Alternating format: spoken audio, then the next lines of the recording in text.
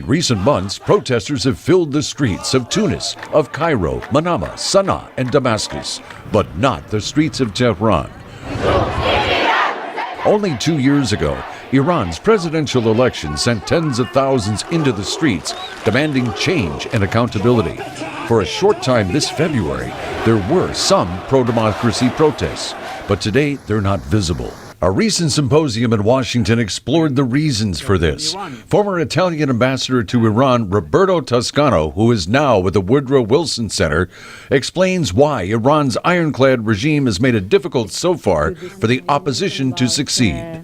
Well, the bad news is that no democratic movement has ever prevailed against a unified armed force. Iran's military, its Revolutionary Guards, and its security apparatus, including the paramilitary Basij militia, remain firmly in the government's control. George Mason University professor Shaul Bakash pointed out that the two most visible Iranian opposition figures, Mir Hossein Mousavi and Mehdi Karoubi, remain under house arrest, preventing them from directly engaging and energizing opposition forces. Bakash said tales of stiff jail sentencing and harsh prison treatment leave people who oppose the government intimidated. I think there is enough credible report of deliberate mistreatment of men and women in prison, including rapes, to make clear that this is what will happen to you if you continue in dissent and opposition. During the 2 years since Iran's presidential election, there has been a wave of arrests, trials, and imprisonments.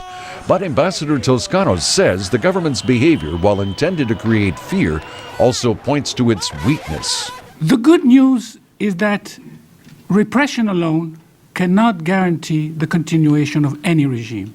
If the regime loses support to an extent that it has to rely only on repression, then its future looks very dim.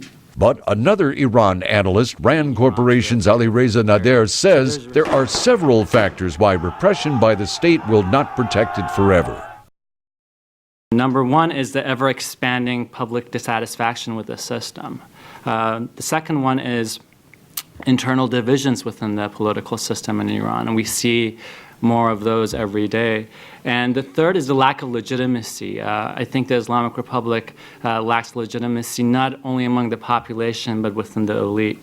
Still, Ambassador Toscano says that even though cracks are widening in the regime, change is prevented through a concept called Velayat al-Faqih, ultimate authority resting with the supreme leader.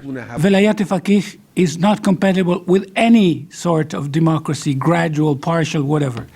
The only hope, we talk about the demise, looking at the constitution, the Iranian constitution, you see the possibility of replacing the supreme leader with a collegiate, with a council. Today, the Iranian government projects an image of total control. The quiet streets of Tehran and other cities are, to regime supporters, proof of that. But analyst Nader says a backlash lies beneath that surface. I think the reality is quite different. I think what we're witnessing in Iran today is really the calm before the storm. Jeffrey Young, VOA News.